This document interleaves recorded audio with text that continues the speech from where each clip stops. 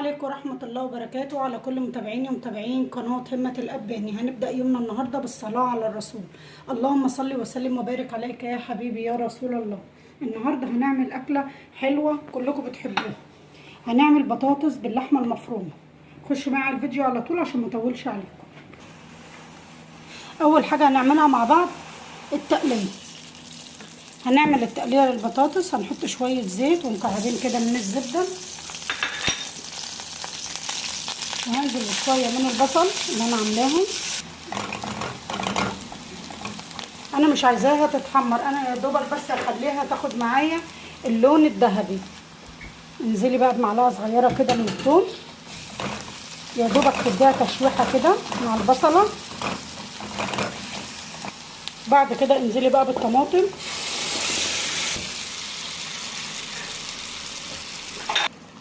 هنزل بنص معلقه من الفلفل الاسمر، والكمون معانا اساسي في الاكله دي، نص معلقه من الكمون، واحط بابريكا حبه على حرف المعلقه كده، واحط معلقه ملح، وما تكتريش الملح عشان انت لسه هتحطي في اللحمه المفرومه ملح كده كفايه.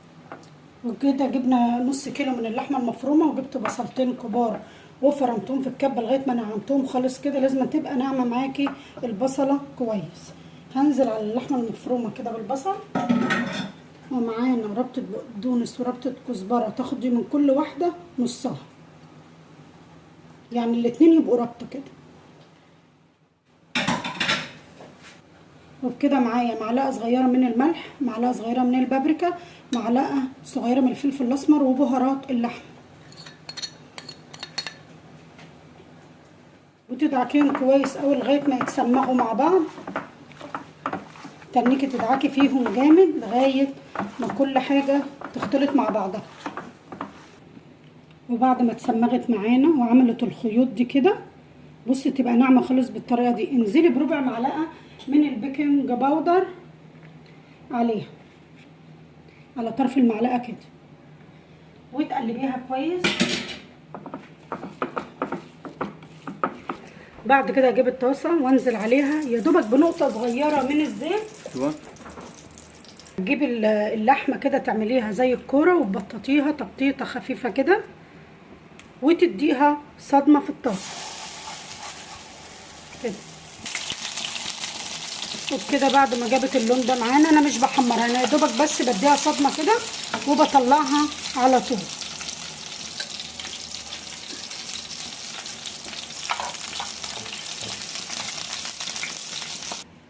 وبكده بعد ما التسبيكه اتسبكت ونطرت الزيت على الوش، حطيت عليها كوبايه ميه، وعشان تبقى خفيفه معايا تحطي عليها كوبايه ميه كده وتطفي عليها بقى.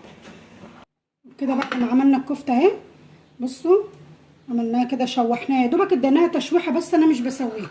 تعالوا نشوف هنعمل ايه هنا مع بعض. خرطت بصل بس مش من عمايل، لازم يبقى خشن معاكي كده ماشي.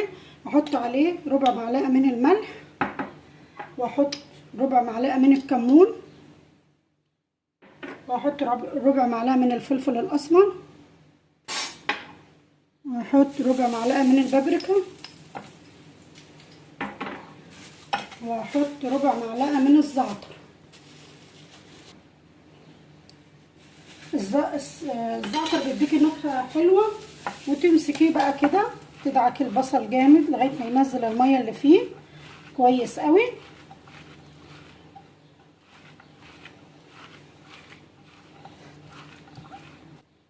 وبكده بعد ما عملت دعكت البصل حلو قوي كده ونزلت منه الميه اللي فيه، هاجي على التسبيكه واصفي البصل واحطه في ارضيه الصينيه كده عشان ما يعمش معانا على الوش، ويجي على البطاطس من فوق وينحرق. وهحط شويه من التسبيكه كده، وهبدا ارص الصينيه. جبت البطاطس وغسلتها في ميه وملح، ولازم تكون بالسمك كده كده كلها زي بعضها. هتحطي واحدتين من البطاطس، واحده من الكفته، وواحده طماطم وفلفل، وترجعي تاني تحطي بطاطس وتحطي كفته هكمل بقى الباقي وارجع لكم تاني. وبكده بعد ما رصيتها هنزل بقى على الوش بايه التسبيكه بس متصفيه.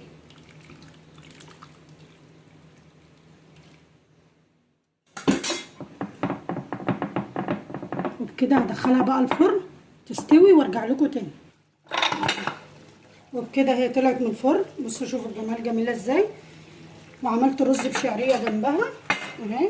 وهنطلع بقى مع بعض ونشوف الجمال عامل ازاي.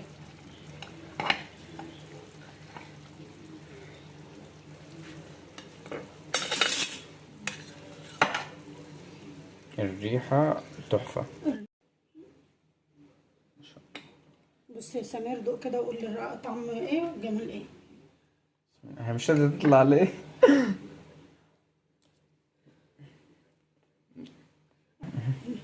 بسم الله الرحمن الرحيم. دايما الواحد بيدور على اللحمة مش البطاطس الصراحة.